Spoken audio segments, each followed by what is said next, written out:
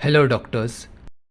ये मेरे यानी डॉक्टर समीन मंसूरी के metaphorical meaning of mind rubrics का वीडियो नंबर 46 है। इस वीडियो का पहला रूब्रिक डॉक्टर कुल्टर की book portraits of homeopathic medicine से लिया गया है और दूसरा रूब्रिक डॉक्टर फाटक की रेपर्टरी में दिया गया है। इन दोनों रूब्रिक्स में सिर्फ सिफिलिनम दवाई दी गई है। Bathing, washing, desire for, always, once, underwear. Bath या बेदिंग इस शब्द का मतलब है नहाना, जिसमें व्यक्ति खुद को या किसी वस्तु को पानी में भिगोकर साफ करता है। ये काम खुद को स्वच्छ रखने या मेंटली रिलैक्स करने या फिर मेडिकल ट्रीटमेंट के लिए किया जाता है। वॉश या वॉशिंग इस शब्द का मतलब है खुद को या किसी वस्तु को पानी और साबुन से धोकर उस पर लगी गंदगी को साफ करना। ऑलवेज इस शब्द का मतलब है हमेशा, यानी कोई काम एक बार नहीं बल्कि कई बार करना। अंडरवेयर ये अंडरगारमेंट होता है जो स्किन के ऊपर और बाहरी कपड़ों के नीचे पहना जाता है। बेसिकली ये गारमेंट हमारे शरीर के प्राइवेट पार्ट्स यानी जेनिटल्स को कवर करने के लिए पहना जाता है। तो bathing, washing, desire for, always, once, underwear का मीनिंग ये है कि सिफिलिनम पेशेंट हमेशा अपने अंडरगारमेंट्स को खुद धोकर साफ करता रहता है, फिर चाहे वो गंदे हों या ना हों। यहाँ अंडरवेयर प्राइवेट या हिडन पार्ट्स से जुड़ी इम्प्योरिटी, गिल्ट, शेम या लैक ऑफ हाइजीन को कन्वे करता है और इसलिए पेशेंट खुद के द्वारा परसीव की गई उस गंदगी या नापाकी से छुटकारा पाने के लिए अपने अंडरगारमेंट्स को बार बार धोते रहता है। साइकाइट्री में ये एक्ट एक तरह का ओसीडी यानी ऑब्सेसिव कंपल्सिव डिसऑर्डर कहलाता है, जहाँ पेशेंट के मन में साफ सफाई करने के अनकंट्रोलेबल और रिकरिंग थॉट्स आते हैं, जिनके कारण पेशेंट खुद बार बार चीज़ों को धोकर साफ करता रहता है। एग्जाम्पल 1। 28 साल की शादीशुदा महिला आई और कैबिन में आसपास देखने लगी। फिर वो डॉक्टर के एकदम करीब आकर बोली, डॉक्टर, मुझे पेशाब की तकलीफ है। जब डॉक्टर ने ये बात सुनकर कैबिन का डोर बंद कर दिया, तब पेशेंट बिल्कुल आहिस्ते से फिर बोली, डॉक्टर, आपने दरवाज़ा बंद किया है ना? अब मैं आपको अपनी प्रॉब्लम्स के बारे में बताती हूँ। फिर पेशेंट नॉर्मल वॉइस में बोलने लगी, डॉक्टर, मुझे बुखार के साथ पेशाब में जलन हो रही है। इस बारे में मैंने मेरे पति को भी मालूम नहीं होने दिया है। उन्हें तो ये भी नहीं पता है कि मैं आज दवा लेने के लिए आपके क्लिनिक आई हूँ। जब पेशेंट से पूछा गया कि उसने अपने हस्बैंड से बीमारी की बात क्यों छुपाई, तब वो बोली, डॉक्टर, मेरे पति हर बात पर मुझे दिलासा देते रहते हैं और ये मुझे बिल्कुल भी पसंद नहीं है। घर में सास भी अक्सर यही कहती है कि वो मेरा दर्द समझ सकती हैं। कहाँ से समझेंगे ये दोनों? सच तो ये है कि कोई किसी दूसरे व्यक्ति के दर्द की इंतहा को नहीं समझ सकता है, इसलिए उनकी ये बातें सुनकर मेरा मूड खराब हो जाता है और तकलीफ भी ज़्यादा हो जाती है। इसी कारण मैं उनसे ज़्यादातर बातें गुप्त ही रखती हूँ। जब डॉक्टर ने पूछा कि पेशेंट को कितने समय से ये तकलीफ है, तब पेशेंट सोचने लगी। 3 दिन पहले तो दवा ख़त्म हो गई थी, 2 हफ्ते पहले पीरियड्स आए थे, जुलाई, अगस्त। फाइनली 2 मिनट के बाद वो बोली, हाँ डॉक्टर, 4 महीने से प्रॉब्लम हो रही है। डॉक्टर, दरअसल मुझे काउंटिंग करने में ज़्यादा टाइम लगता है, इसलिए आपको तुरंत जवाब नहीं दे पाई।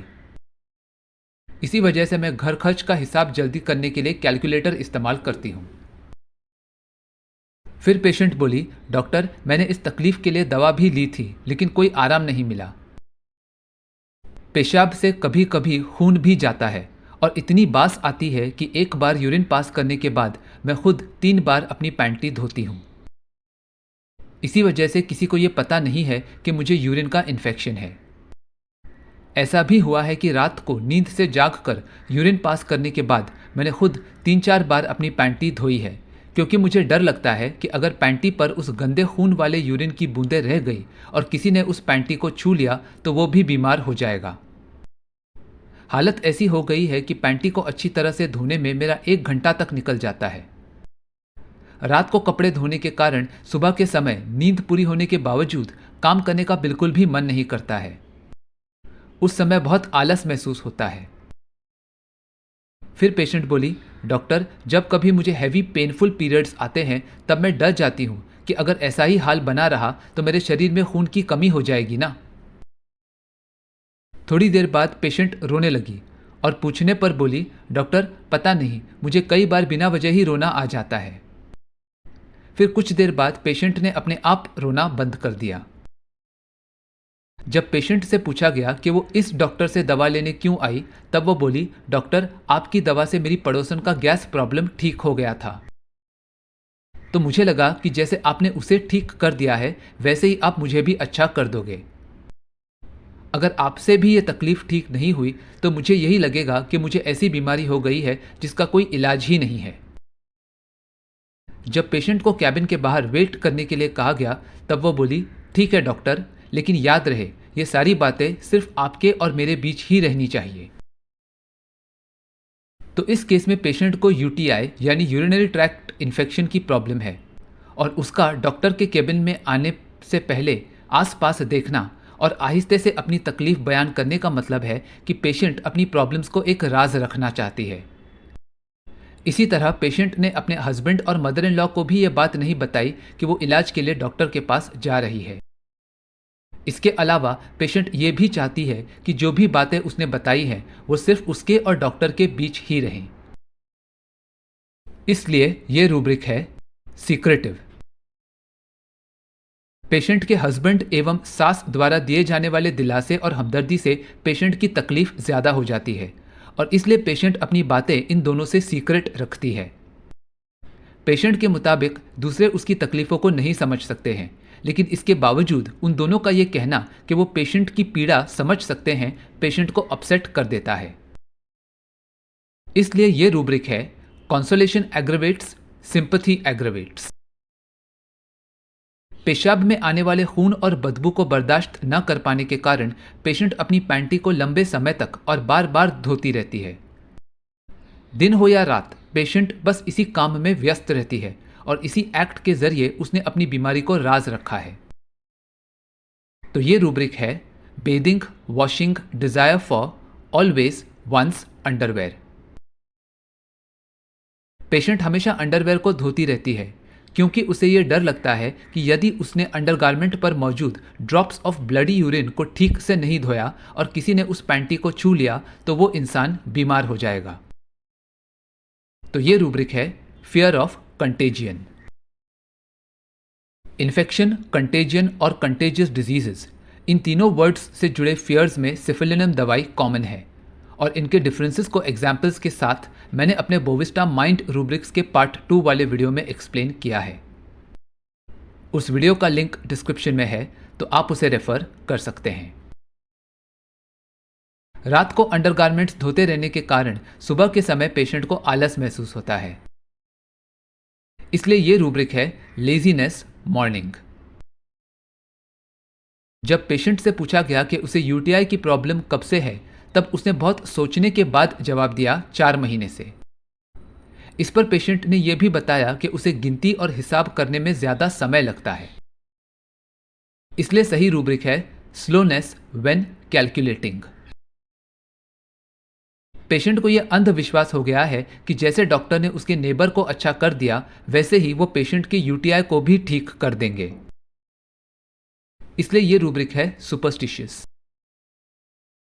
पेशेंट को लगता है कि यदि ये डॉक्टर भी उसे ठीक नहीं कर पाए तो इसका ये मतलब है कि उसे कोई लाइलाज बीमारी हो गई है, यानी ऐसी समस्या जिसका कोई समाधान नहीं है। तो ये रूब्रिक है delusions, he has an incurable disease.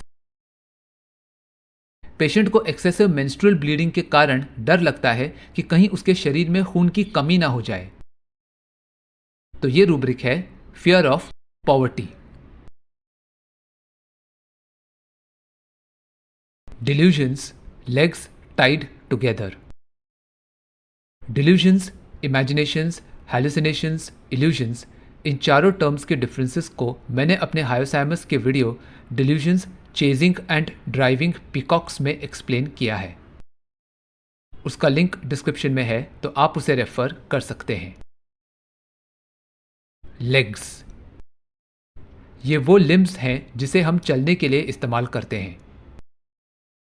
जब इंसान चलता है तो इसके दो मतलब होते हैं।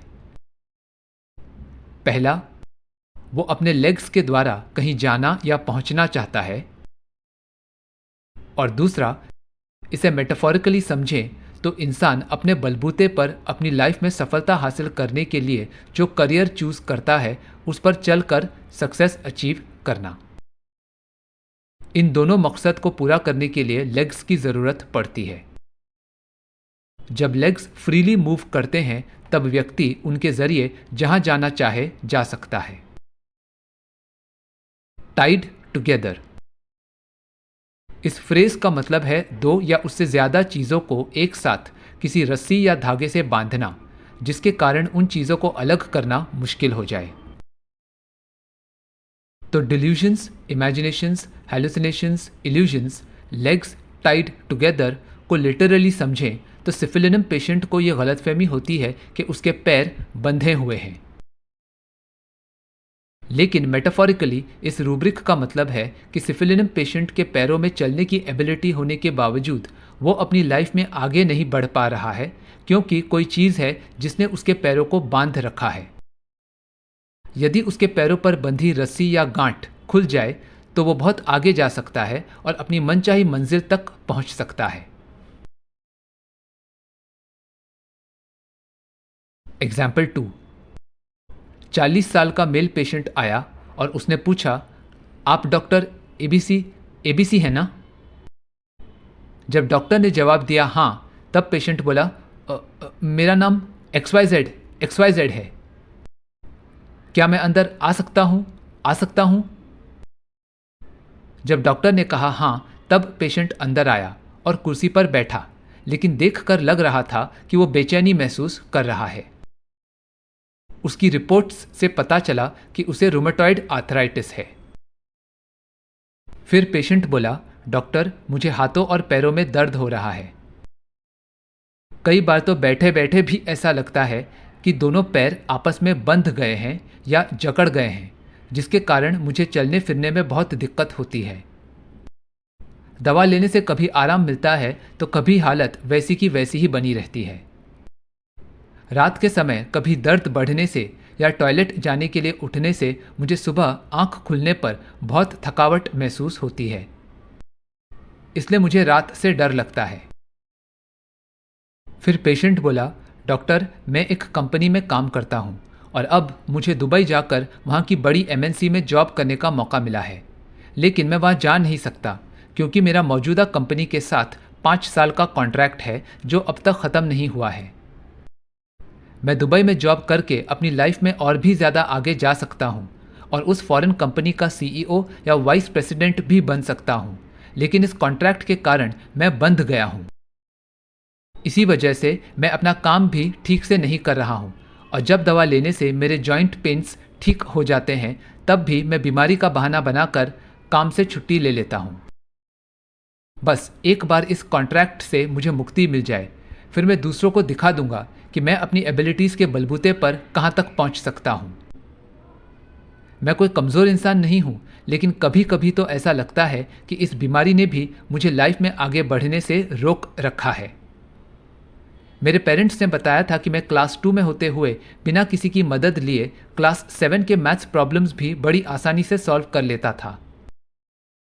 इतना ही नहीं, 8 साल की उम्र आते आते मैं अपने पेरेंट्स को बोलता था कि अगर बुखार है तो प्लीज़ खुद से दवा मत लीजिए, डॉक्टर को पूछने के बाद ही दवा लीजिए। एक बात और डॉक्टर, मेरी मम्मी ने बताया था कि मैं पैदा होते ही रोने लगा था और मुझे चुप कराने में डॉक्टर्स को बहुत तकलीफ हुई थी। वैसे डॉक्टर मेरे परिवार के बारे में तो कुछ बोलने लायक है ही नहीं, क्योंकि मुझे ये माँ बाप, भाई बहन, बीवी बच्चे, दोस्त, रिश्तेदार, ऑफिस कलीग्स, इन सारे नातों में कोई दिलचस्पी नहीं है। इनके यहाँ शादी हो या शोक सभा, मुझे कोई फर्क नहीं पड़ता।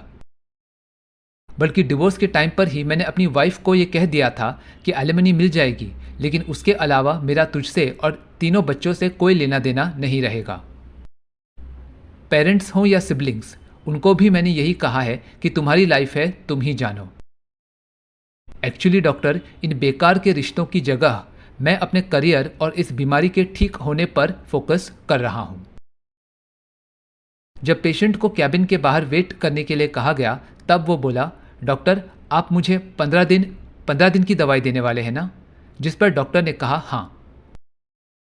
यह सुनकर पेशेंट बोला, डॉक्टर क्या करूं, ये मेरी आदत है। घर से निकलने के बाद मैं 3 बार फिर से दरवाज़ा खोलता हूं और चेक करता हूं कि मैंने बाथरूम का गीज़र ऑफ किया है या नहीं। कैबिन के बाहर वेटिंग एरिया में भी पेशेंट बेचैनी से बैठा रहा और पूछने पर बोला, डॉक्टर पता नहीं, मुझसे एक जगह सुकून से बैठा ही नहीं जाता है। तो यहाँ पेशेंट ने कैबिन में आते ही डॉक्टर का नाम 2 बार पूछा और खुद का नाम भी 2 बार बताया, और दवाई के बारे में पेशेंट ने 15 दिन वाली बात को रिपीट किया, क्योंकि वो चेक करना चाहता था कि जो उसने कहा और जो डॉक्टर ने कहा वो सेम है या नहीं। इसी तरह पेशेंट बार बार चेक करता है कि उसने गीज़र ऑफ किया है या नहीं। इसलिए ये रूब्रिक है, चेकिंग मस्ट चेक ट्वाइस और मोर। पेशेंट रात से डरता है क्योंकि उस समय उसे जॉइंट पेन्स या बाथरूम जाने के कारण सुबह बहुत थकान महसूस होती है।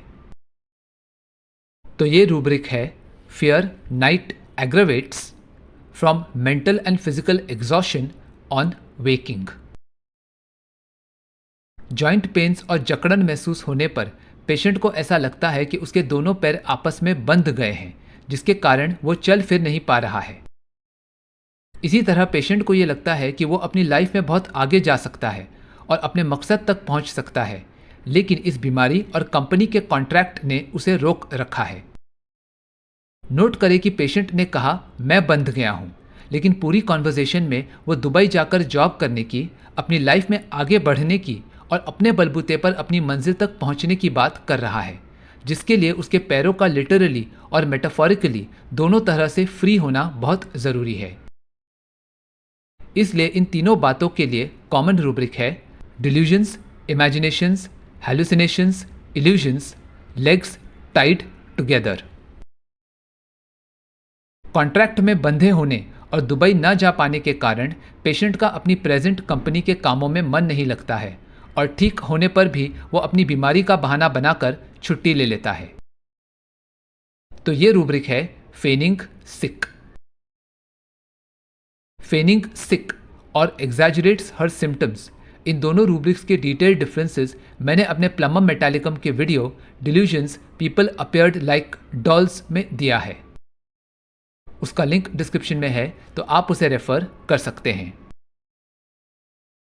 पेशेंट ने बताया कि यंग एज में ही वो बाकी बच्चों से ज़्यादा इंटेलिजेंट और मैच्योर था।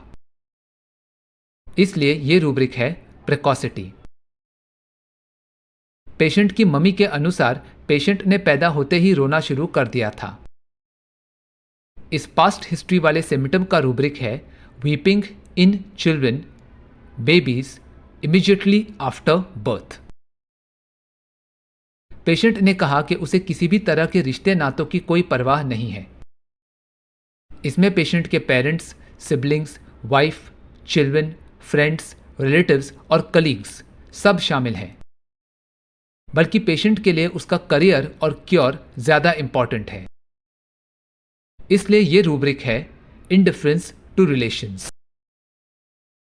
फाइनली केस टेकिंग के दौरान और कैबिन के बाहर वेटिंग एरिया में भी पेशेंट सुकून से बैठ नहीं पा रहा है।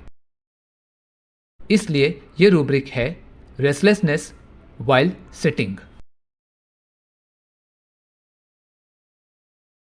सिफिलिनम दवाई फेटलिज्म और नाहिलिज्म इन दोनों रूब्रिक्स में दी गई है। इन दोनों वर्ड्स में सिमिलैरिटी ये है कि काफ़ी समय तक अनप्लेजेंट इवेंट्स को सहने के कारण पेशेंट के मन में अपनी लाइफ और इवेंट्स के प्रति एक नेगेटिव एटीट्यूड डेवलप हो जाता है। फेटलिज्म या फेटलिस्टिक। फेटलिज्म एक बिलीफ सिस्टम है जिसमें पेशेंट की ये सोच होती है कि हमारे लाइफ के सारे इवेंट्स पहले से ही तय किए गए हैं, यानी प्री डिटर्मिन्ड हैं, और इंसान उन्हें चाहकर भी बदल नहीं सकता है या उन इवेंट्स को होने से रोक नहीं सकता है। यह टर्म एक नेगेटिव एटीट्यूड कन्वे करता है जिसमें सिफिलिनम पेशेंट पावरलेस फील करने पर अपनी लाइफ को खुद बेहतर बनाने की कोशिश करने से इनकार करता है और बहुत आसानी से हार मान लेता है।